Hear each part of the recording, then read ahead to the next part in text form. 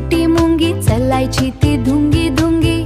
लाल छोटा अन समतीचम घर, मित्रा होते सुंदर भरभर. लाल छोटा अन समतित्रा होते सुंदर भरभर. साखरेचा तुकडा दिसला गोड, मुंगी म्हणली वाह किती मोत. एकटीने केला खूप प्रयत्न पण झाला नाही काम पटकन. मित्र आले सारे धावत, मदत करू लागले हसत. सगळं लाईन मिळून